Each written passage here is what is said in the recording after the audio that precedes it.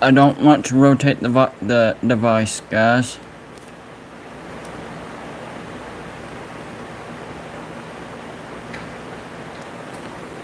Dadgummit. Every freaking time. That doesn't make any sense. Why does it make me rotate it to this position? I hate that.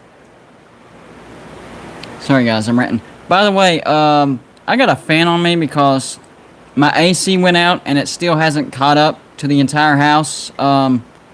Is that too loud? Like, is it, like, overpowering? I tried to position the fan, to where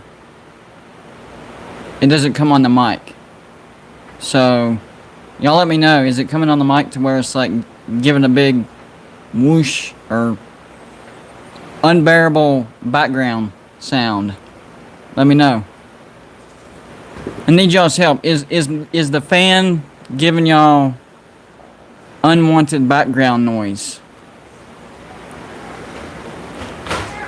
I need to know. Is the fan, because I'm freaking hot right now. I'm trying to keep the fan. Alright, John says fine to me. Wisconsin Sports fan says it is. It's good. Okay. We're good. We're good.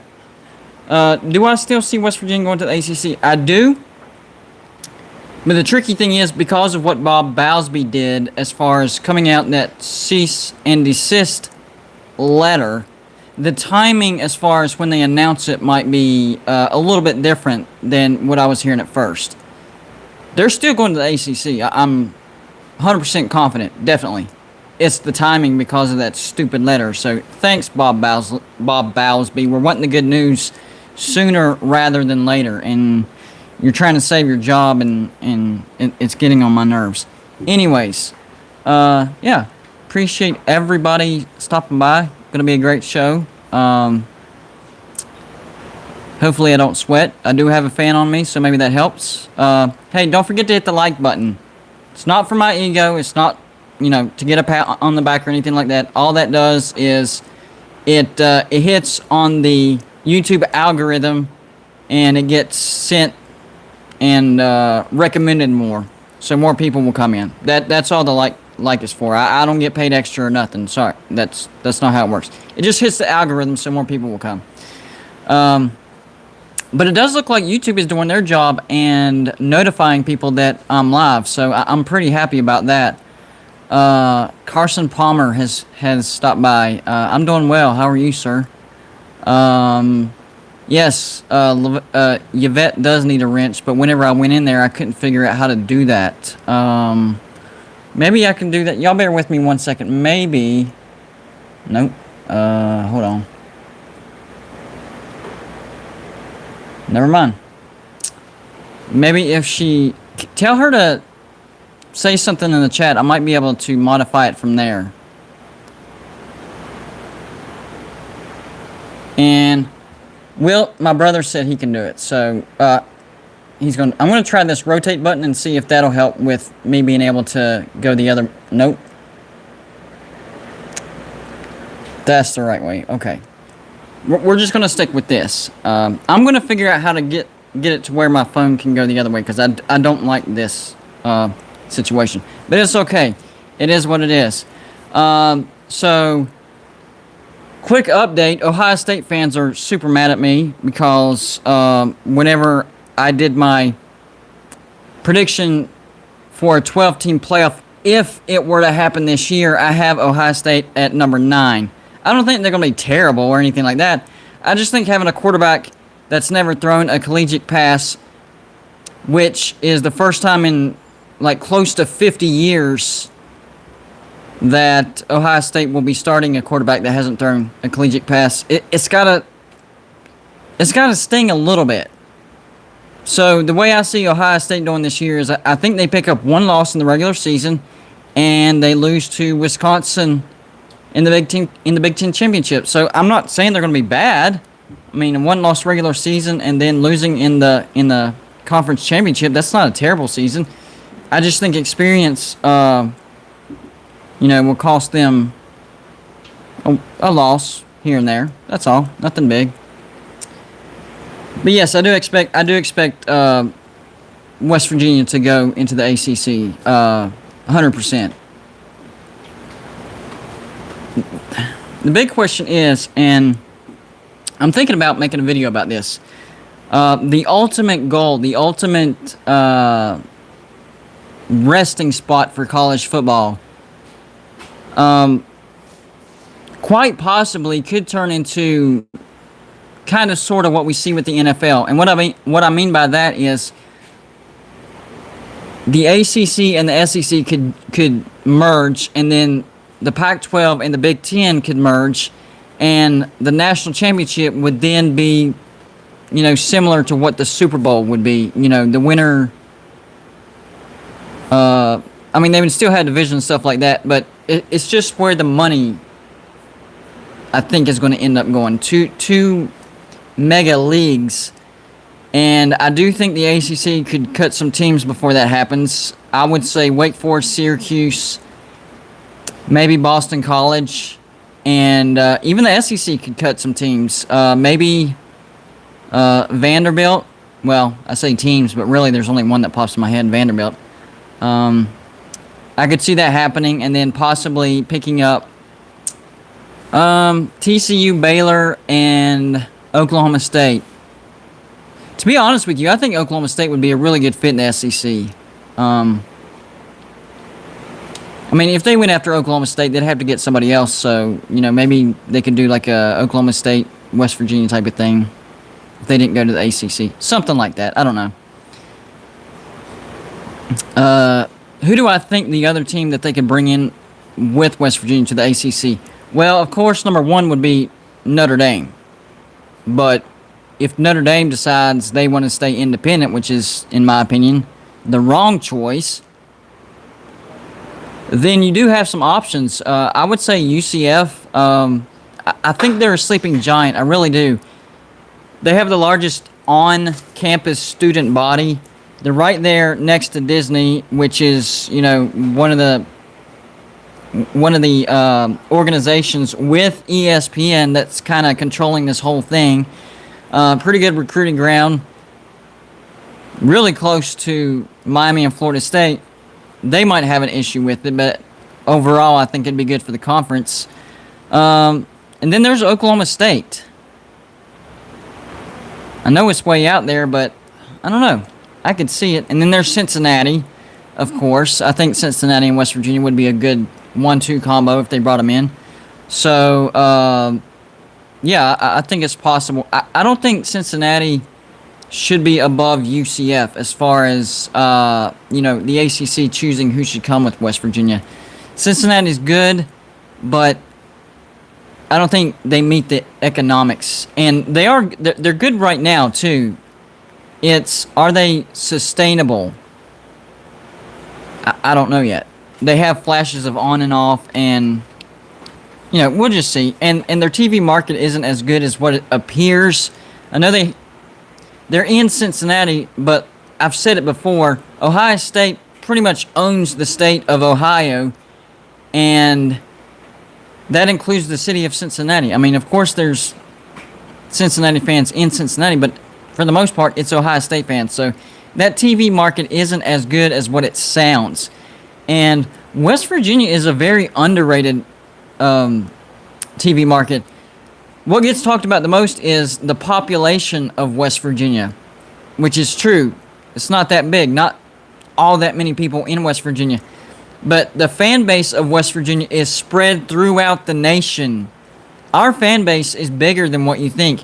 And our social media presence is one of the best in the nation, to be honest with you. A lot of people aren't aware of that, but our social media presence, pretty big out there. One of the best, to be honest with you. So we do have a market out there, and I do think it would be better than a Cincinnati. All right, so I know Wisconsin fan has some time limitations, so I gave him the first spot. So you can call in whenever you want. I gave you the first slot. These sunglasses keep sliding down on me, by the way. I'm not happy about that. So yeah, I'll have Wisconsin fan as my first caller, so you can call in whenever you want, bud. Right now I have 5 lined up. We'll see how that goes. Last week I gave out the wrong stinking number.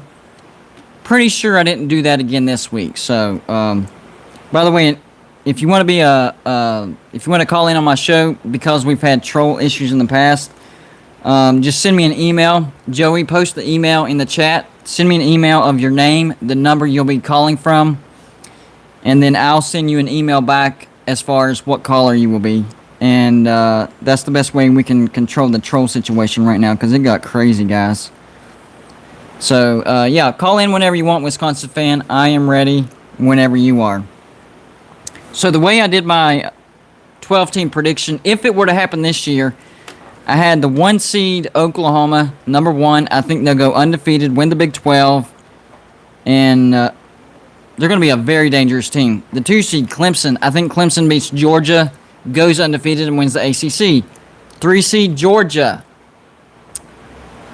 I think they get beat by Clemson, but it's going to be a close game, and I think they win out and win the SEC, and that gives them the 3 seed. And then the 4 seed was a surprise to a lot of people, Wisconsin. I know. Ohio State is, you know, the big dog on the block. You got to beat Ohio State to win the Big Ten, but I think that's exactly what Wisconsin does. So I think Wisconsin wins the Big Ten and gets the 4 seed. The 5 seed USC, I think they win. I think they win the Pac-12. I don't know if I have your email or not, bud. Might have to resend it to me. Yeah, I think they win the Pac-12. A lot of people have Oregon win the Pac-12, but they're too inconsistent. So yeah, I got the Trojans. The 6th seed, I have Texas A&M. I think they win the SEC West, but lose to Georgia in the SEC. My phone.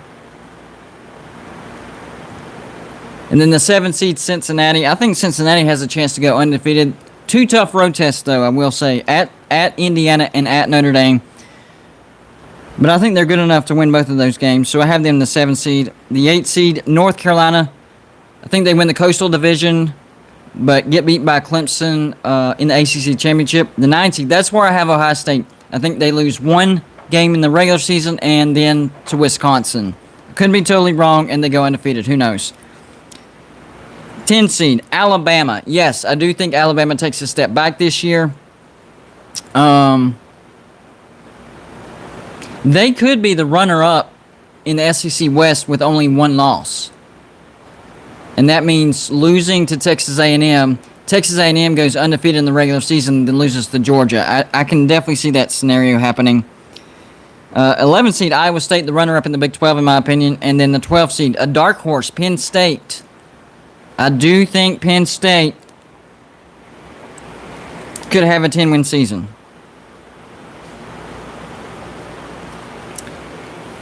What's going on, bud? You're on with Golden Blue, dude. Hi, this is Wisconsin Sports Fan. How you doing, bud? Good, how are you? Not bad, not bad. We survived the weekend when our AC went out on Friday. What did you say? You're glitching out. Do what? Say it again. What did you say? What did I say? Yeah. I said we survived the weekend because our AC broke down on... That fan is actually really getting to your audio. I can't hear anything. Hold on, it might be messing with your... hold on. There we go. I might just have to turn it off while I'm on the phones. There we go. Is Sorry that better? about that. No, it's alright, no problem. It happened. Let me move this mic down. Sorry, guys. Big pop. There we go. You're good. Alright, there we go. What's going on, bud? I'm good. How are you? Can't complain, man. We survived the weekend. AC went down on Friday, but we made it. We're good. Yeah, so I just wanted to call and talk about what's going to be happening to the college football playoff with realignment. Okay. What's your thoughts on that? I see the most likely thing happening is it goes to 8 teams and we get rid of conference championships. Oh. And those conference championships are the first round of the playoff. Okay, so pretty much replacing the conference championships with the first round of the playoffs, correct? I still can't hear you. I don't know what's happening, but it's really staticky. Hold on. Are we good? I think that's better. Okay, so what's your reasoning why the conference championships will go away? Still really bad. I don't know what's happening. You can't hear me very well? Here, let me try calling you back. All right. There we go. Is that better? Yep, you're good now. Okay. I can hear you fine. Okay. I can hear you fine. Okay. What were you saying? What was your reason for the conference championships going away?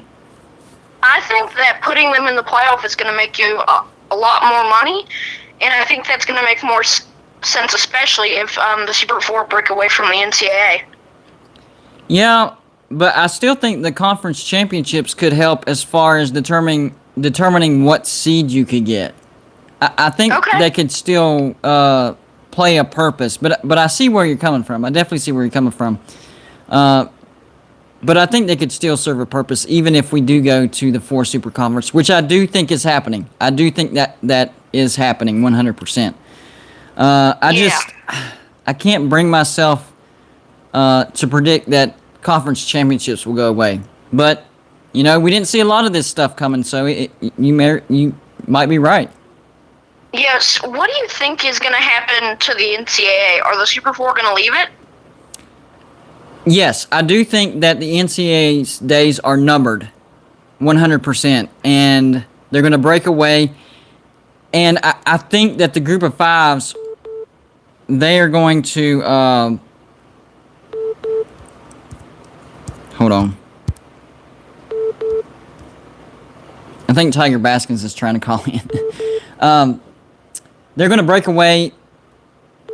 They're not going to break away, but they're going to have a separate division as well, because they're not going to really have... Thumbs up. You're really glitchy. I think somebody was trying to beep in, even though I have people numbered. But I think the group of 5 teams, they'll have to split off as well, because... You are still really glitchy. I don't know what is happening right now. Yeah, you might have to call back then. Oh, there we go. Because I can hear you fine. Okay, yeah, I'm good now.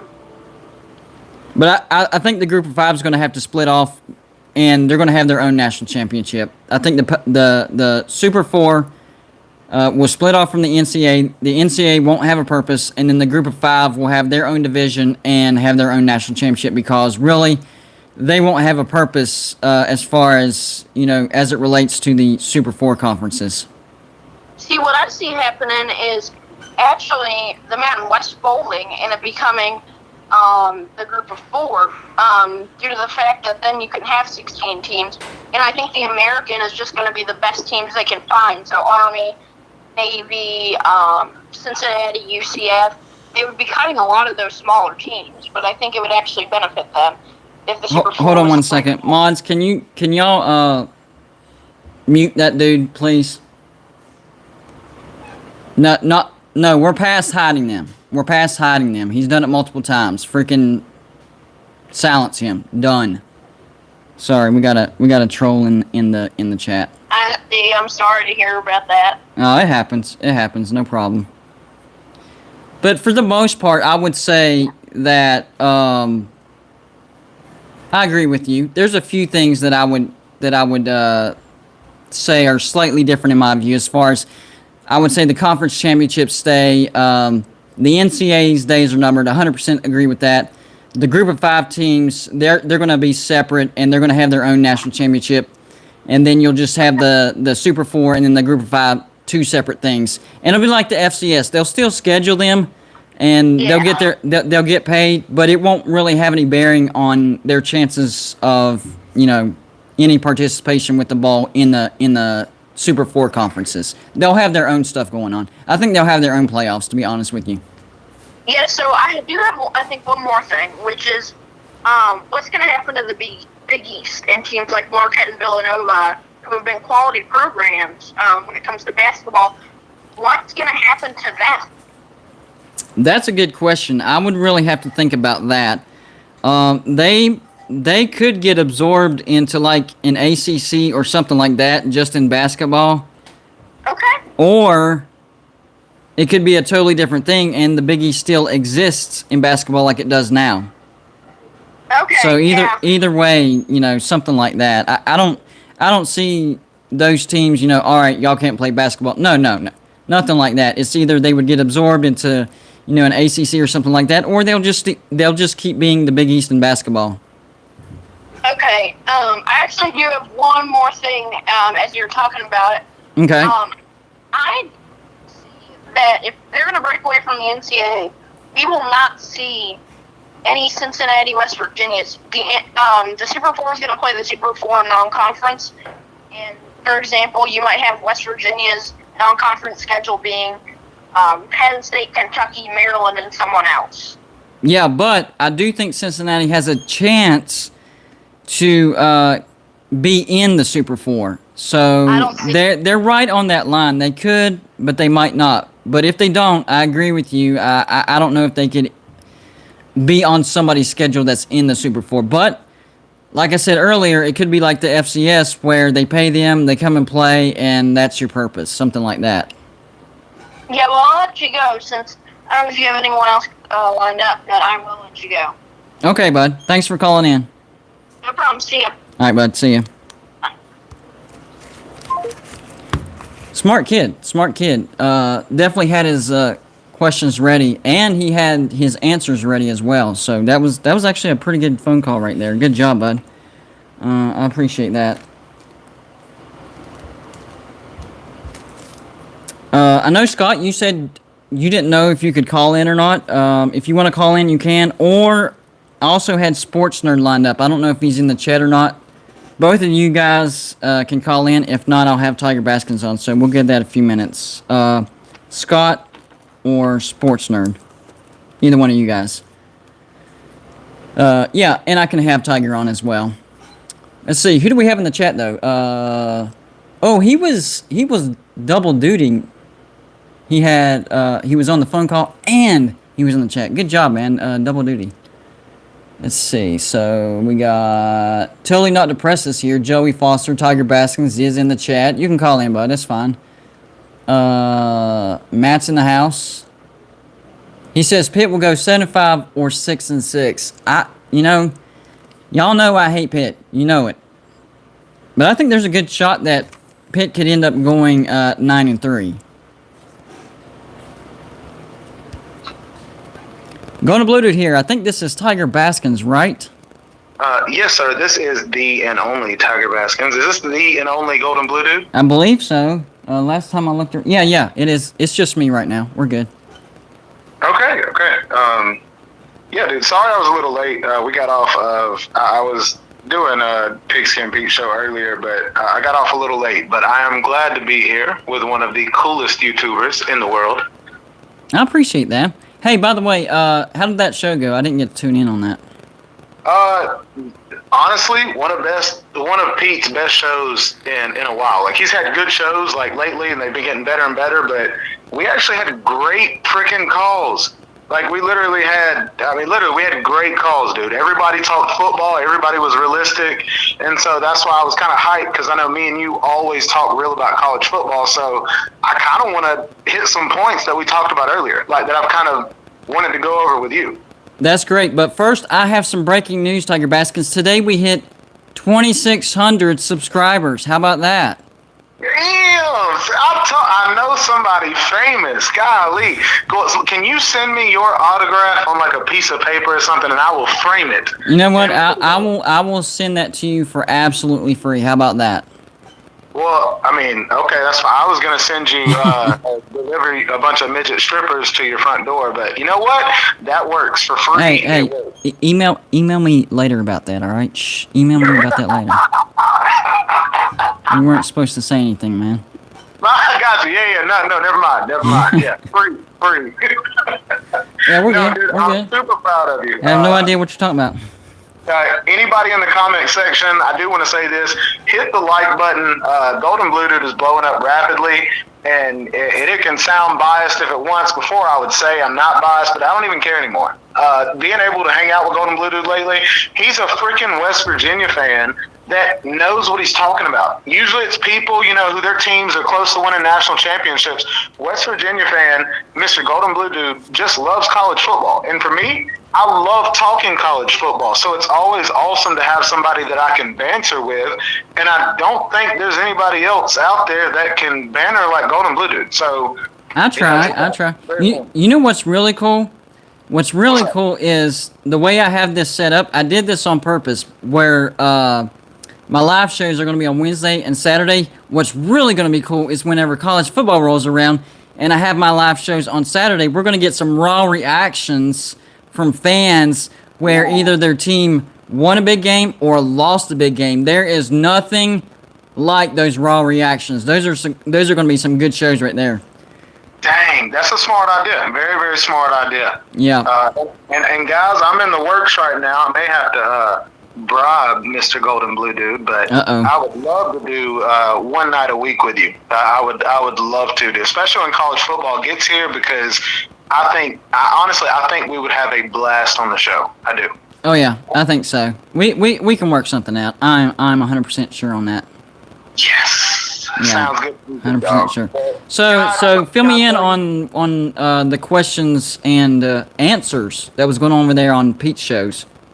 Okay, so my thing was, we were talking about the Georgia-Clemson game and how offenses in the beginning of the season are always ahead of the defense, just because that's kind of how it goes. Well, what I was saying was, not just is Georgia's offense going to be ahead, the receiving of Arik Gilbert coming in, yeah, and also having Darnell Washington, who's a 6'8", 285 tight end, who runs a 4.65 40. I mean, he's fast too.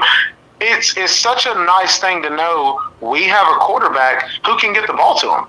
We had Stetson Bennett before, who against Alabama, our receivers were behind an Alabama defense, but he couldn't get it to him. Yeah, he had a spaghetti noodle for an arm. Yes, he did. He had a baby's arm holding an apple. Yeah, pretty much. It went straight down every time. And that's why having JT now, it's like, I was trying to explain it, and they got it. They definitely understood it. We finally have an offense who is explosive and can bring an explosive mindset. Kirby has finally pulled back on being conservative, and it makes me happy to know Georgia's ceiling is higher than it used to be. That's the key. That is the key. Yes. So, anyways, that's it. I just wanted to know your thoughts on, like, you tell me, what do you think about this Clemson Georgia game? Well, you already know on my prediction video, I did predict Clemson to win, but it's not as straight, cut and dry like it may seem. It's still in my head. I could see so many scenarios where Georgia wins, and so many scenarios where Clemson wins. Now, if Georgia's coaching, if Kirby can stop overthinking the situation and, start... what he does, he tries to shorten the game when he has the lead. Stop doing that. If you're scoring, keep scoring, especially against a team like Clemson. Don't try to shorten the game. It's not going to work. You're going to have to keep scoring. If Kirby can do that, Georgia will win the game. He hasn't proven to me yet, which he could prove me wrong, but he hasn't proven to me yet that he's going to do that. Now, there was signs of that against Cincinnati, but I will say this, they were down. So if the script is flipped and Georgia is up on Clemson, can he avoid his past tendencies? Dude, I know. And as a Georgia fan, being realistic, yes, you're right. Like, you do hit the nail on the head. That's why I say you're realistic. Kirby is this is in his first 4 years of being a head coach. He's up on year 5 right now. Year 6, and people don't get that. They think, well, Saban's been a head coach for a total, before he won his national championship, I think he was a head coach for 11 years. He had moved around to different spots here and there, and it's like, that's why I have to give my boy, Kirby some time. I know he was close, and we lost in overtime, but Kirby does get a little bit of the benefit of the doubt that when you play Dabo or Nick Saban, you can't. No excuses. Honestly, no excuses. Hold on one. Sorry, I'm checking a message. I'm getting alerts from my brother about some callings. Yeah, I agree, and I do think even if Georgia loses to Clemson, that they win out the rest of the schedule and can win the SEC, and boom, you're in the playoffs. So it is an important game because I do think the winner of this game is pretty much punching their ticket to the playoffs. That's how important this game is. But on the flip side, if you lose, there's still enough body of work, because if you're going to lose, when do you want to lose, Tiger? That's the thing, and I get what you're saying is it's tough because you're saying it's hard to go undefeated anyways. It's hard to go undefeated at all. So to say, do you want to lose to Clemson, or do you want to lose to, you know what I mean? Like, I get. Yeah, you're getting muffled there for a second, bud. You said I am. It sounds kind of the same both ways. Now you're good. You're good now. Should I do something? Okay, good. Yeah, you're good right there. You hit the nail on the head too. Nobody goes undefeated, so it's like, when do you want to lose? Right. And I get that completely.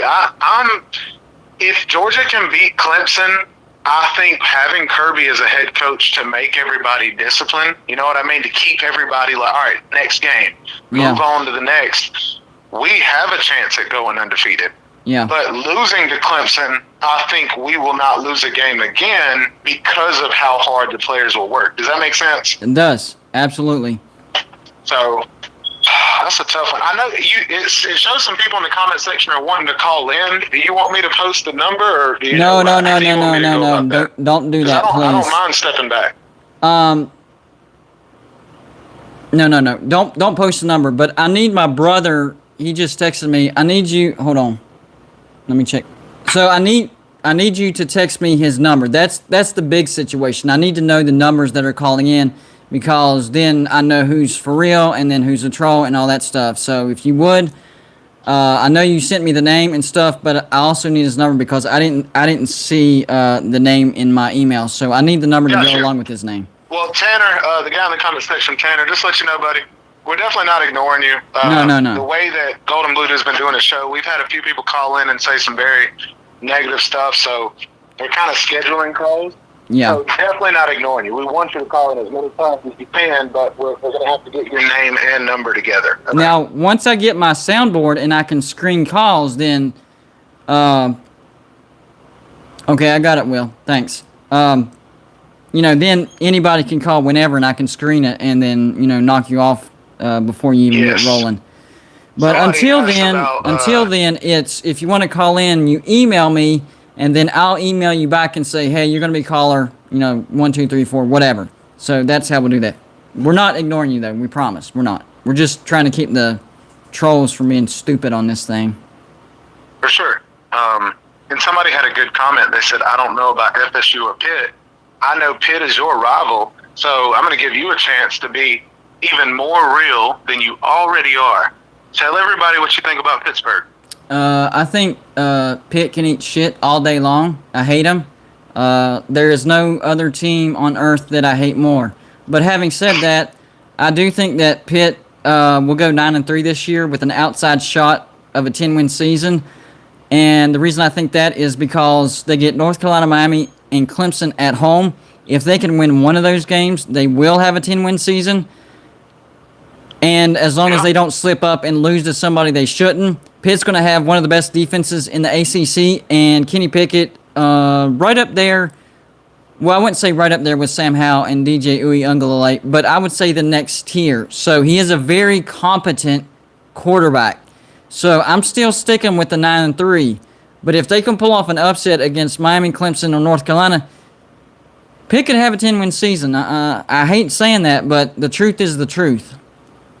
No, I mean, you're right, though, because like you said, he's a tier under. But we all know a tier under means you have a chance at upsetting a big team. Especially at home.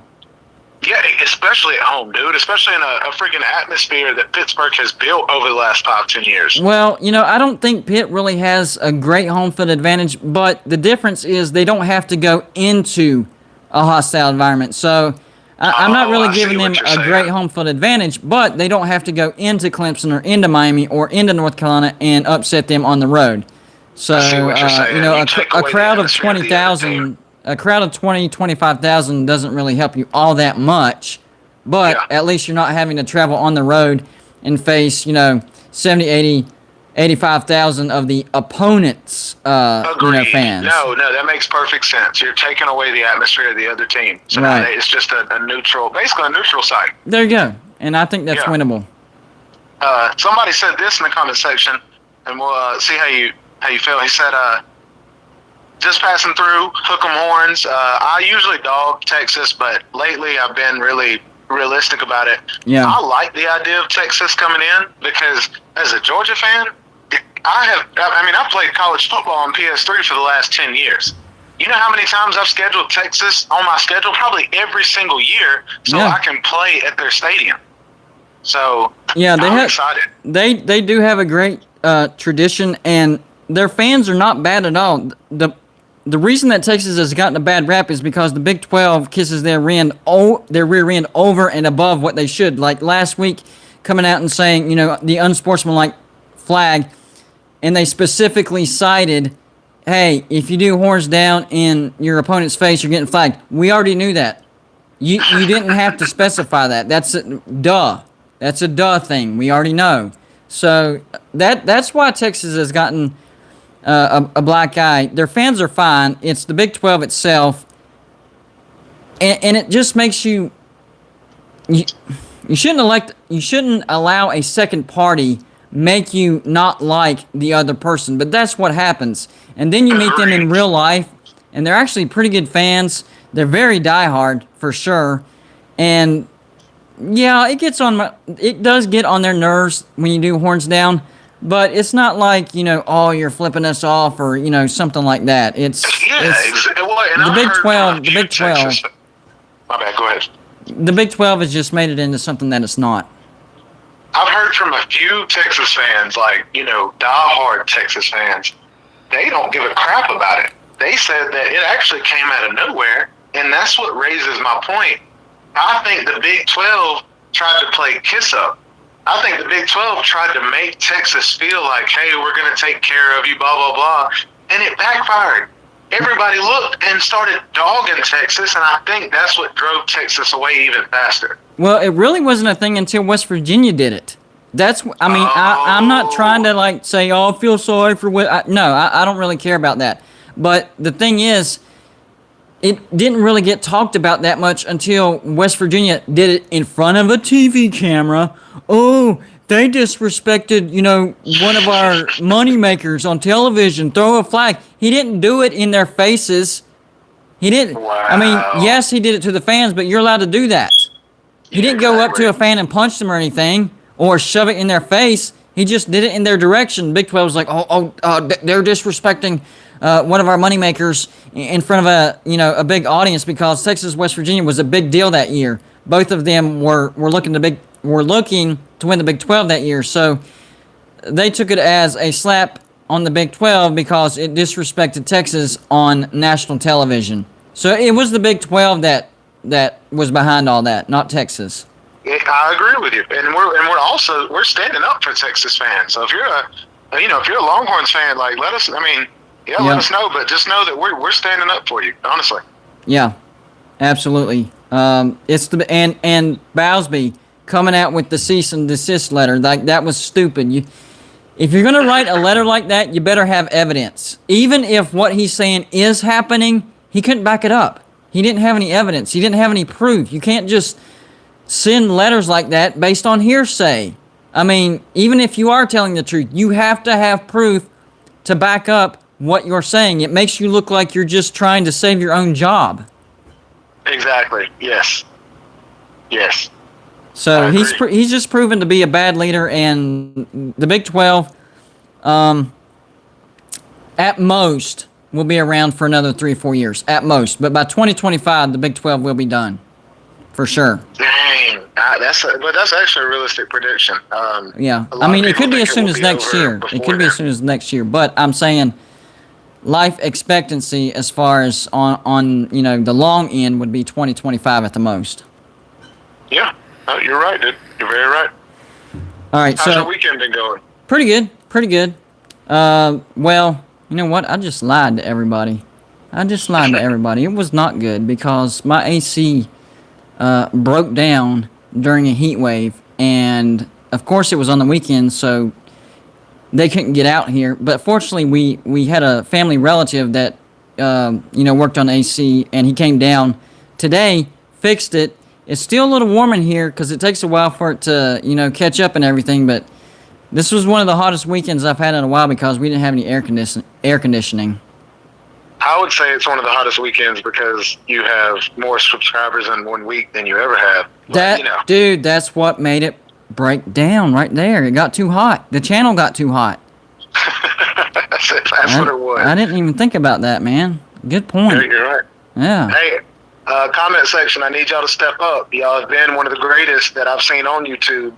I need y'all to click that X on the comment section and click that like button. Literally, that's all I need you to do, okay?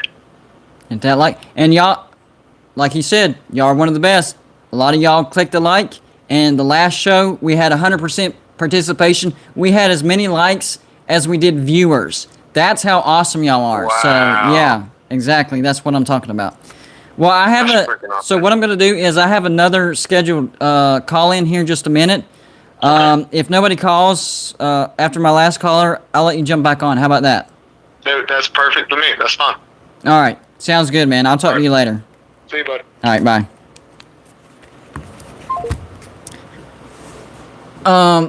The guy whose name I can't pronounce, it starts with the M. Hold on 1 second. Sorry, I did that right in front of the camera. Will, go ahead and tell him to call in.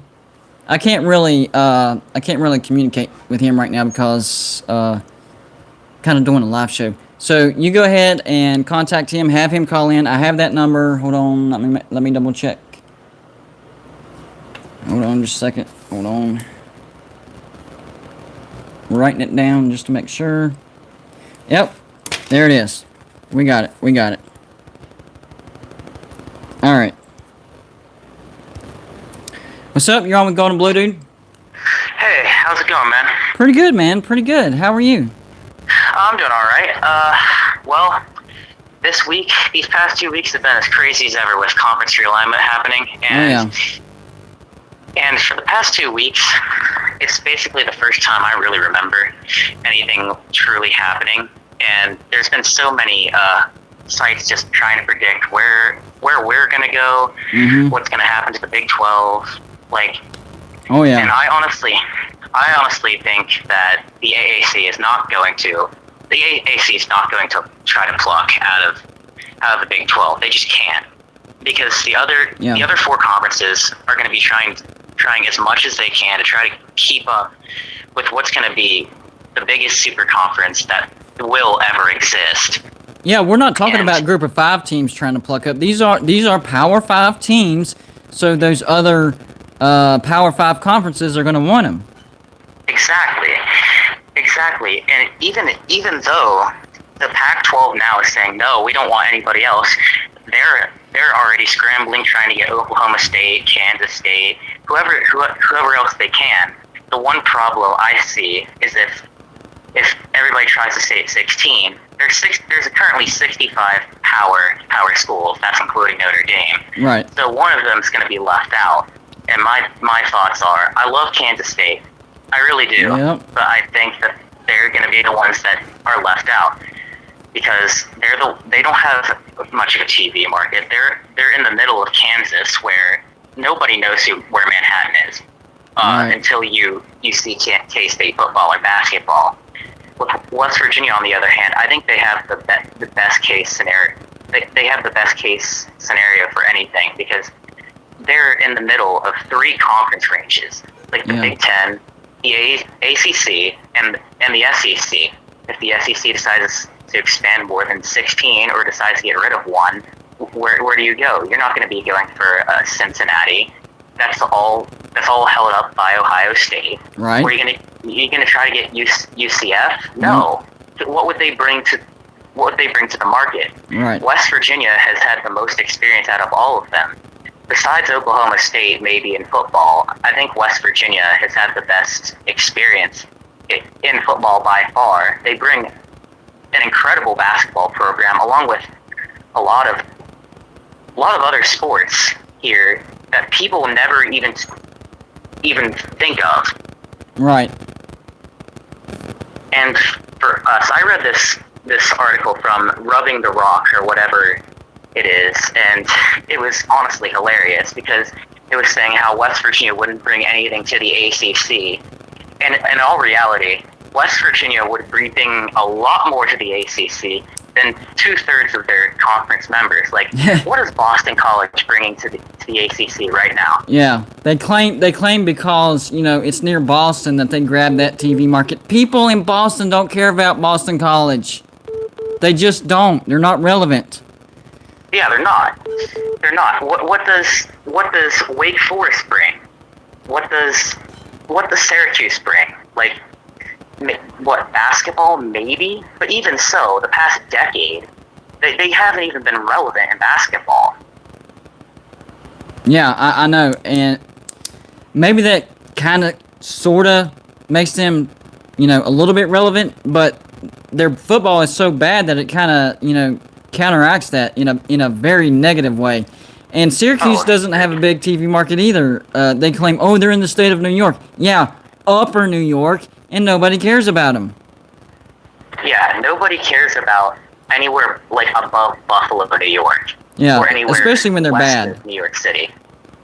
And yeah, you're bringing a slight footprint into the state of New York, but you're not bringing anything else. Right. And honestly, in all honesty, West Virginia is the perfect distance from a bunch of huge TV markets. Pittsburgh, which they own more than West Virginia owns more of the Pittsburgh market than the University of Pittsburgh does.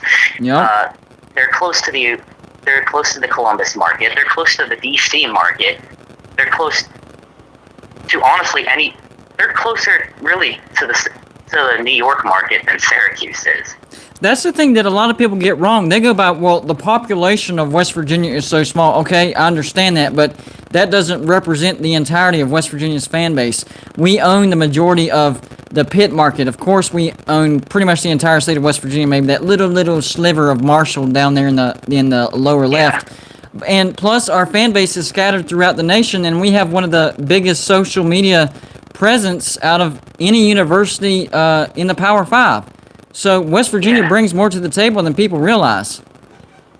Yeah, that's what people take advantage of that. And in all honesty, if you're looking for anybody now, I would be looking for somebody who brings that to the table, and they're going to fill it. West Virginia has a traveling fan base. Yep. We have the biggest, probably the biggest traveling fan base of anybody in the Power 5. I mean, look, I think we have maybe Ohio State. I think we have, I think we have the second, or the third or fourth largest alumni base in the state of Florida. Yes. And that's going with Miami, Florida State, and the University of Florida. Mm-hmm. We have a huge market down there. Well, that's like, I live in the upstate of South Carolina, and so there's these watch parties around the area, and whoever, you know, has the biggest number of fans in each particular bar or whatever you want to call it, they get the big room. Well, 9 times out of 10, West Virginia fans own the biggest room because there's more West Virginia fans than any other fans. Because it's not counting Clemson fans, that they go to actual game, you know, they watch at home. So, as far as fans that aren't from here, West Virginia pretty much takes over places like that. Yeah, and it's honestly amazing. And like the final thing that I want to say about our traveling fan base is that you've seen the attendance for a lot of these ACC games. It's like maybe a third of the stadium filled up. It's just like watching a Vanderbilt game. Yep. West Virginia would fill up that entire stadium. I can guarantee you that. And nobody would give us credit for that. The only people who truly like fill up their stadiums is maybe the UNC. I know Clemson does. Oh yeah, and Clemson maybe does. Florida State when they're above 500. Yep. But what have they done since really 2016? Well, how about this? Miami definitely doesn't fill their stadium. Pitt doesn't fill their stadium. Syracuse doesn't fill their stadium. Boston College doesn't fill their stadium. Wake Forest sure as heck don't fill their stadium. Duke doesn't fill their stadium. Georgia Tech doesn't fill their stadium. Right now, Florida State's not filling their stadium because they're not any good. North Carolina does, Clemson does, NC State does, Virginia is hit and miss, Virginia Tech's hit and miss. So what? 3 schools you can depend on, and then 2 or 3 hit and misses. Yeah, the ACC needs West Virginia. Oh yeah, without question. And also that brings in the rival fans to actually come to their stadiums to see them play their bitter rivals. Look how many rivals we have in that conference. I can count 6 off the top of my head. And if you're going into that conference, you're more than likely going to make even more than that. Yeah, I agree.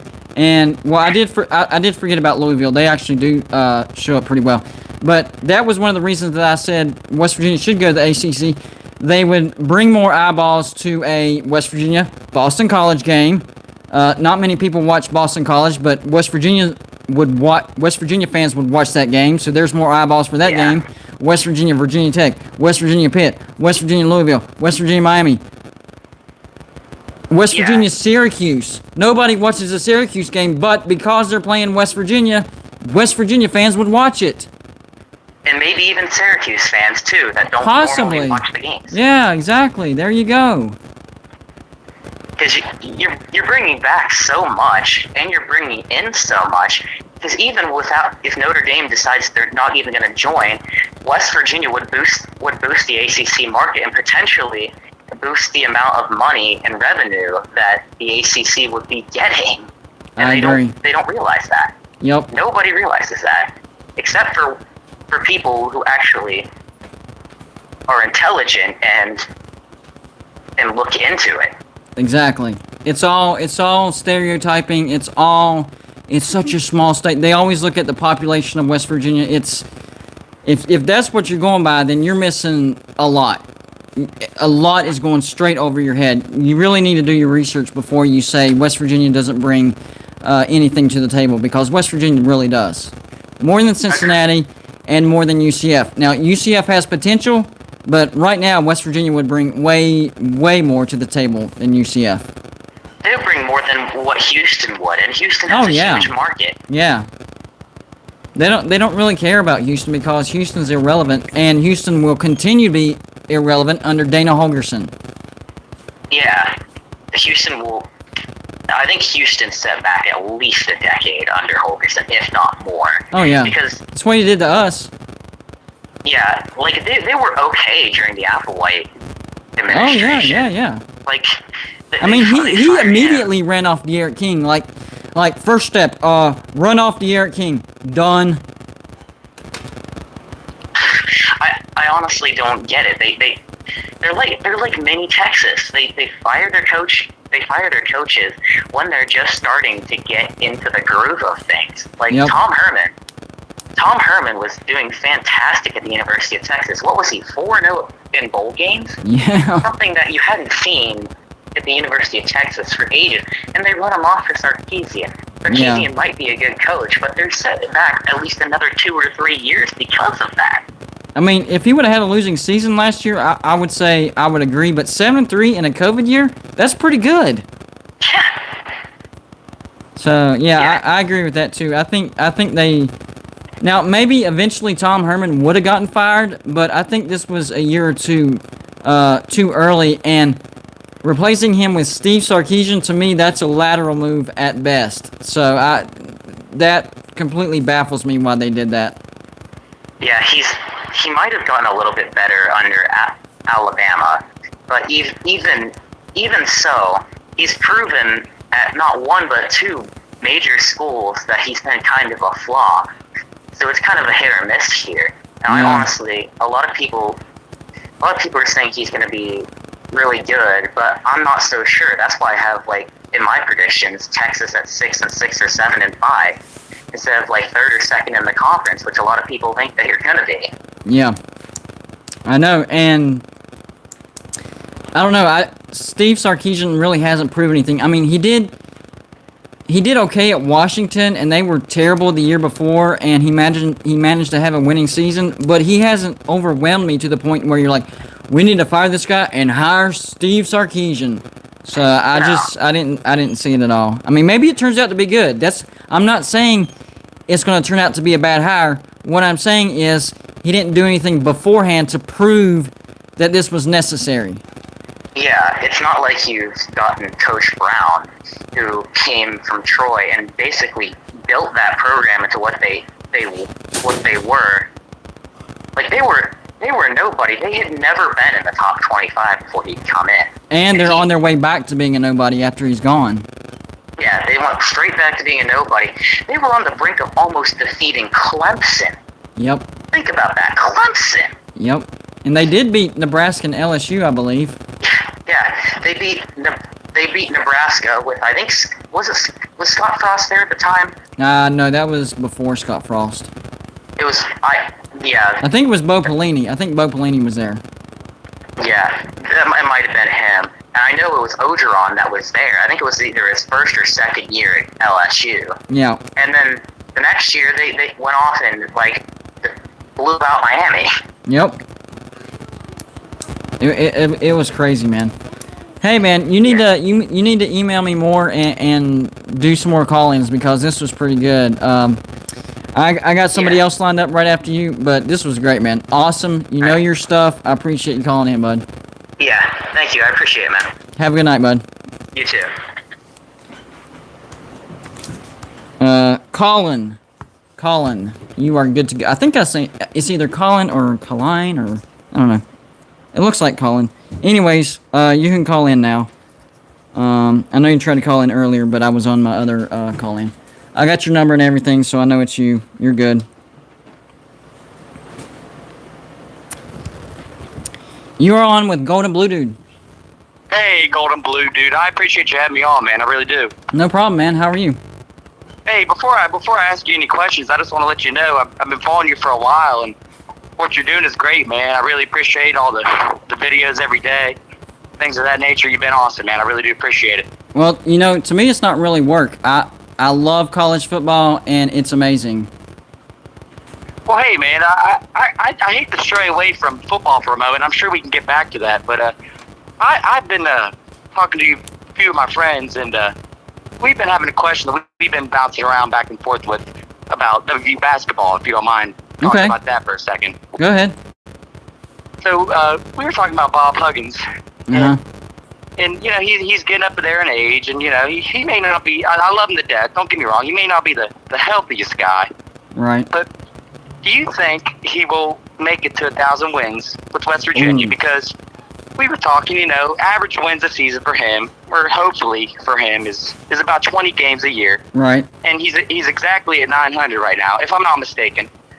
And we were thinking, you know, can he make it another 5 years at WVU? And hopefully, you know, God willing that he doesn't, you know, pass away or retire. Do you think he can make it to 1,000 wins at West Virginia? All besides the talk of conference realignment and everything. Do you think he can?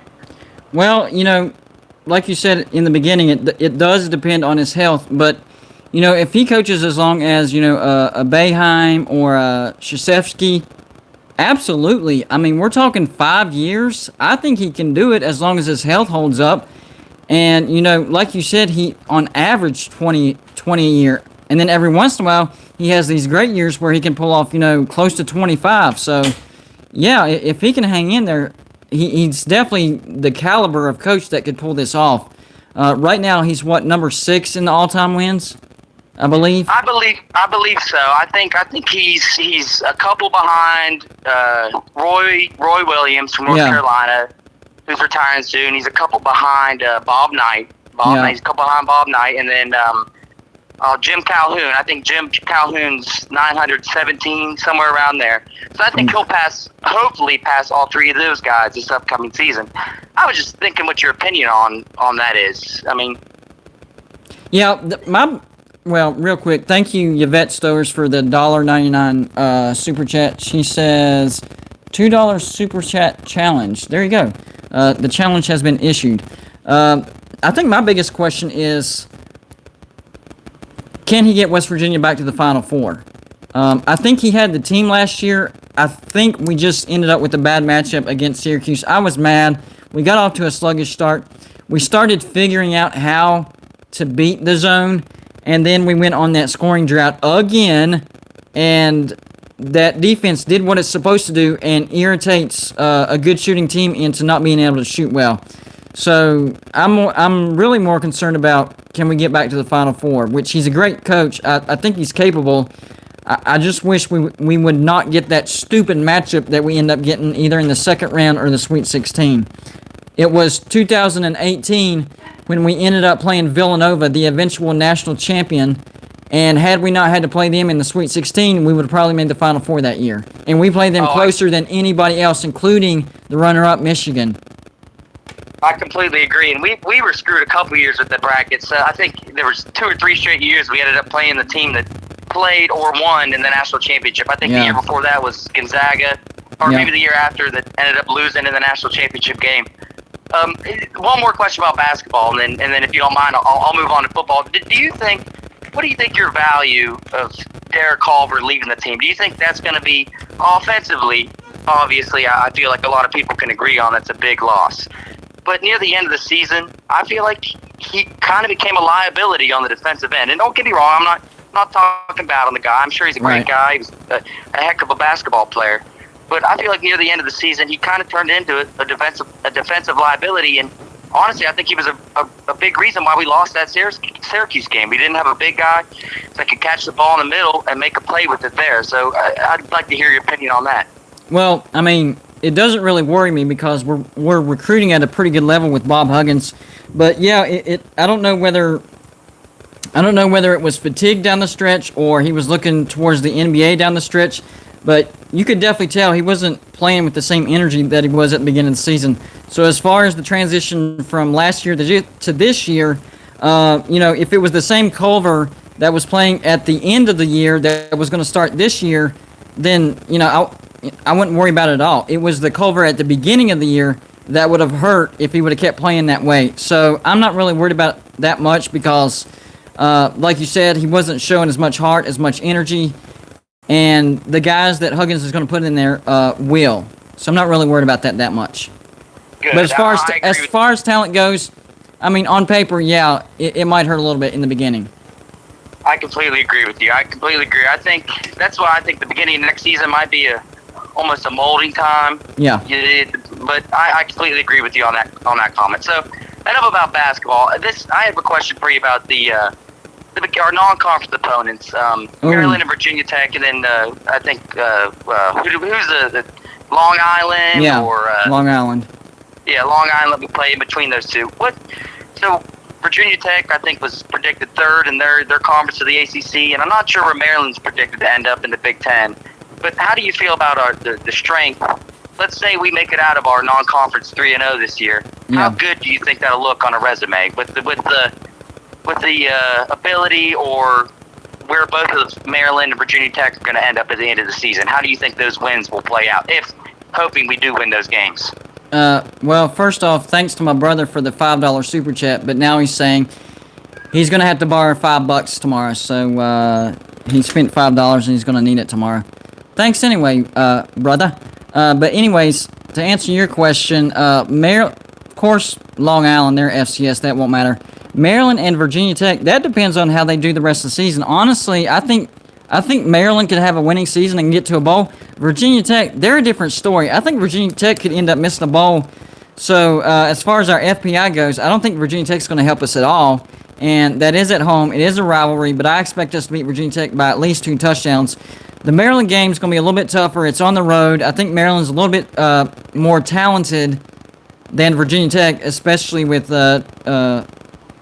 Tagovailoa at quarterback.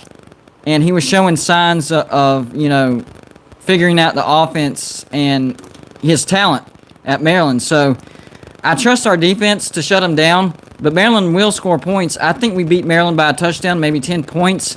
But it's going to be a back-and-forth game in the beginning. Maybe we can stretch it at the end. So Maryland might look good on a record towards the end of the season, especially if they go, say, 7-5 or 8-4. But as far as Virginia Tech goes, I think they miss a bowl, and Justin Fuente might be looking for a job at the end of the year. I agree. I completely agree with that. All right, hey, Gold Blue Man, I appreciate you having me on and everything. I just got one last question, or just one more thing to see what you think about, if that's okay, if I'm not taking up too much of your time. Go ahead.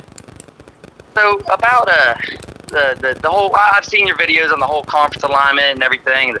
the ACC and why we should be in. And I completely agree. I think we should have been in the ACC in the first place. I think a lot of Mountaineer fans can agree on that. But would you be as opposed? I'll be like I just said. I feel like a lot of us agree on the ACC. But would you be opposed to the Mountaineers joining the Big Ten? That's a long outlet shot because of the education. I understand we're not accredited by whatever the AAU. it's called. Yeah, but would you be opposed to that, to joining the Big Ten? I wouldn't be opposed to it, especially if we ended up in the Big Ten East. Great rivalry with Penn State. I think the first few years we'd probably get our brains beat out by Ohio State, but I think we could have some good games with, like a Michigan.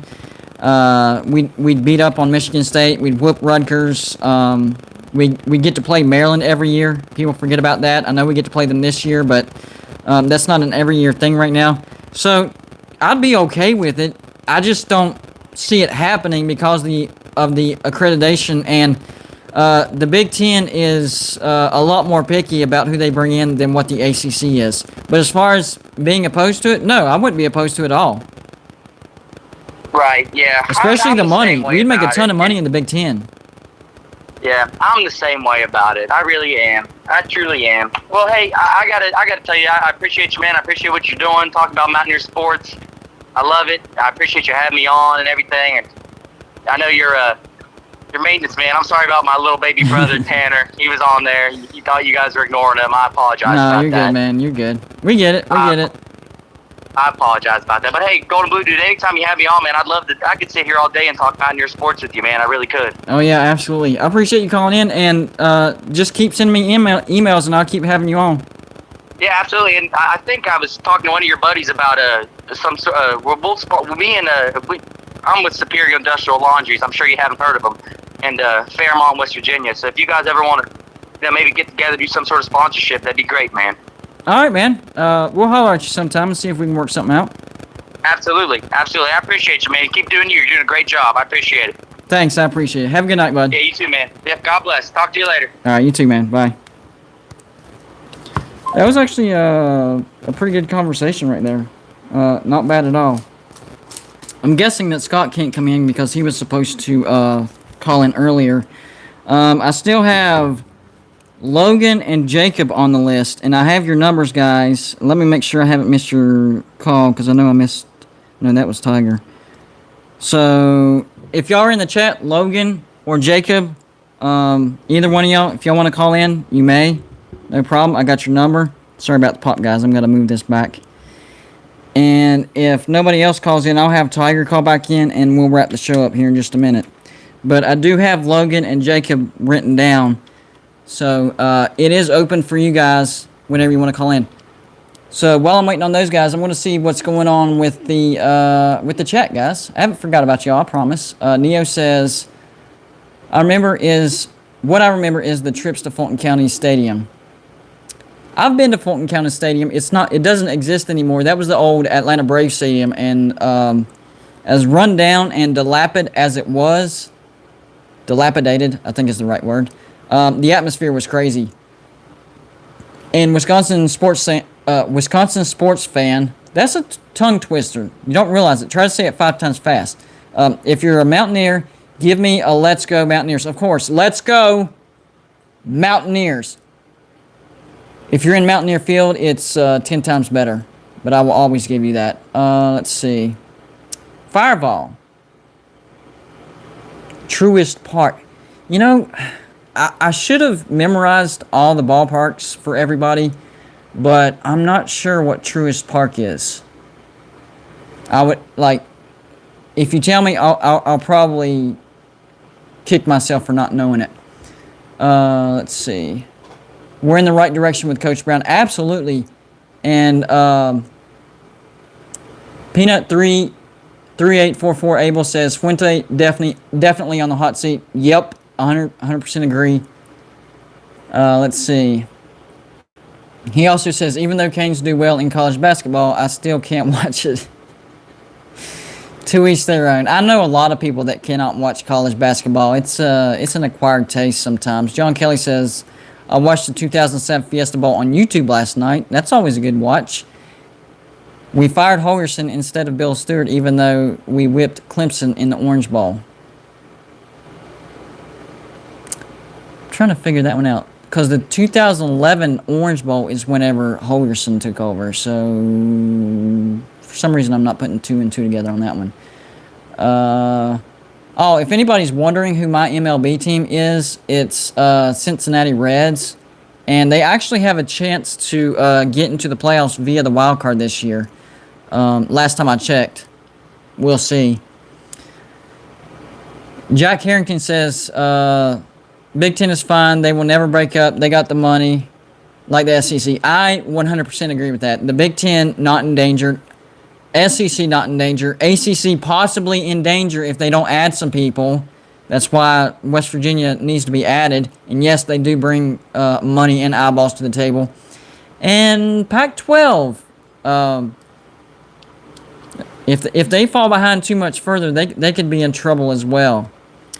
I'm guessing that Logan and Jacob aren't going to be able to make it tonight. So, Tiger, if you want to call in, and we'll run this thing out real quick and let everybody get on to better things that they might want to do.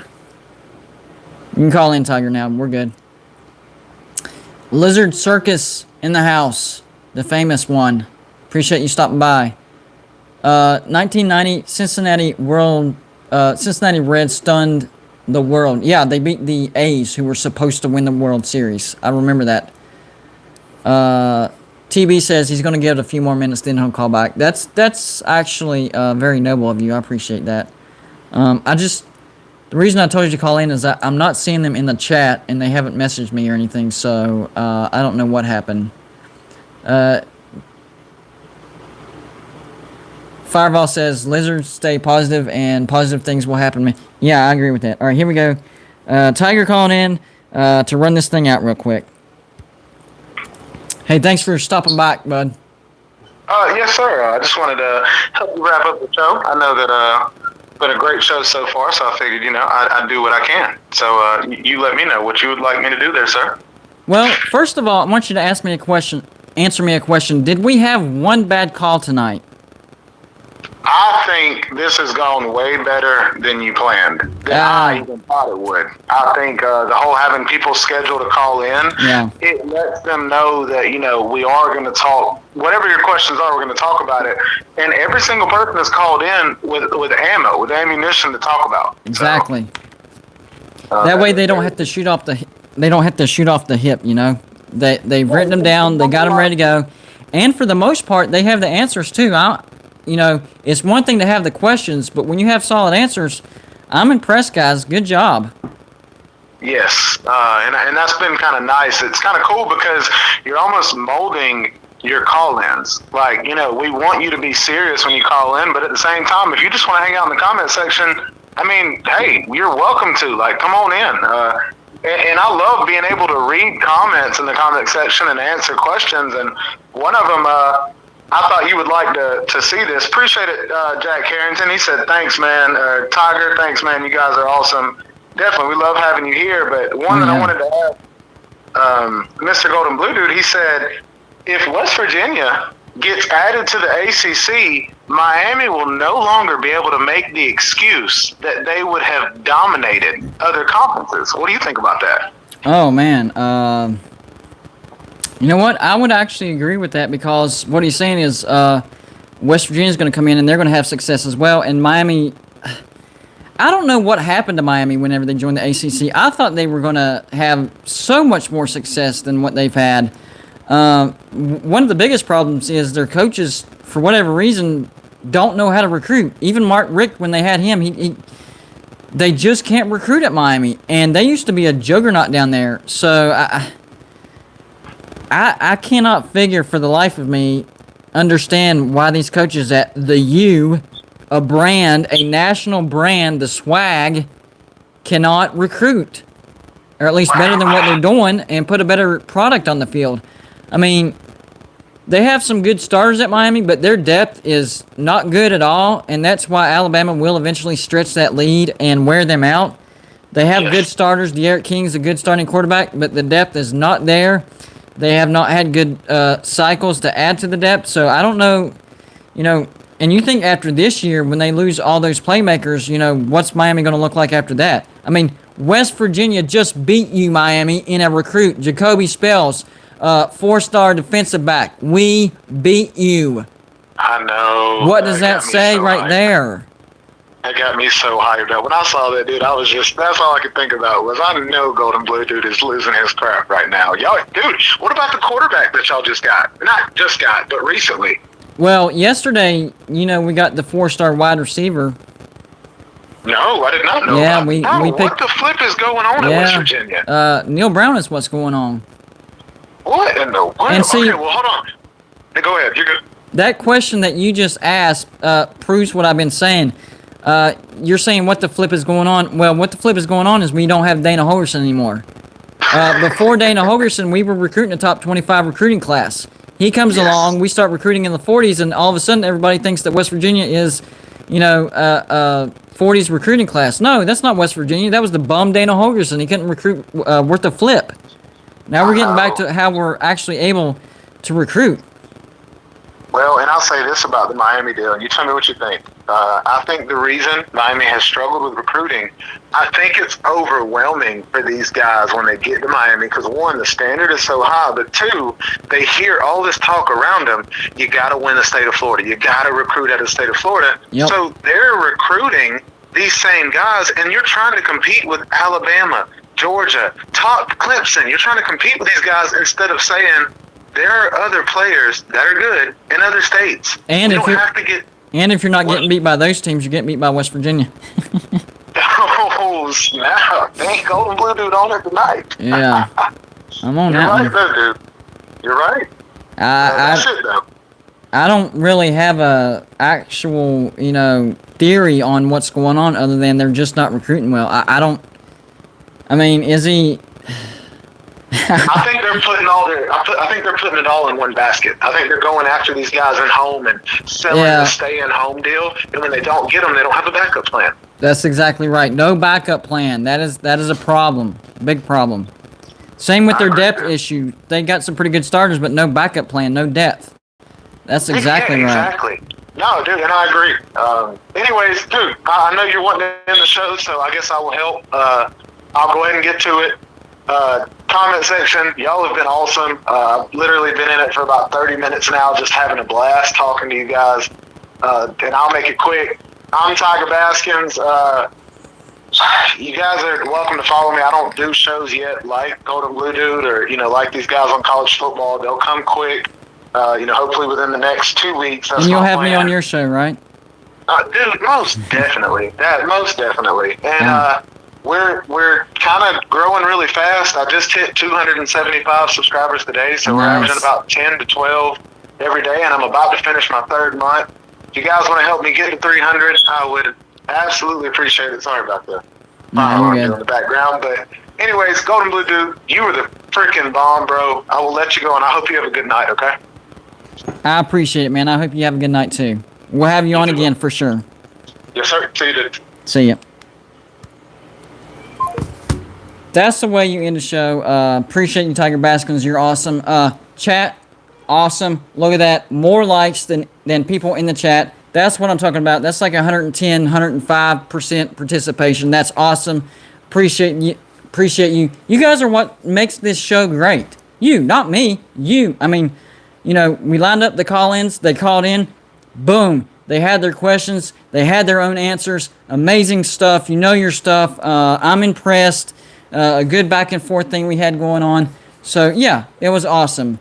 On that note, y'all have a good weekend. Thanks for stopping by. And, yes, I'll be back live on Wednesday night. And if you just happen to stumble across this live show and you're not subscribed to Golden Blue Dude, get on the Golden Blue Dude train. We do regular pre-recorded videos, edited, all that good stuff every single day. And then live shows on Saturday nights and Wednesday nights at 9 p.m. So I'll be back on Wednesday at 9 p.m. I hope you'll come back and see us. Have a great time. I think y'all have a great time too. That's the most important thing. That's what I really want to hear, that you guys have a great time. Anyways, y'all have a good night and have a good weekend.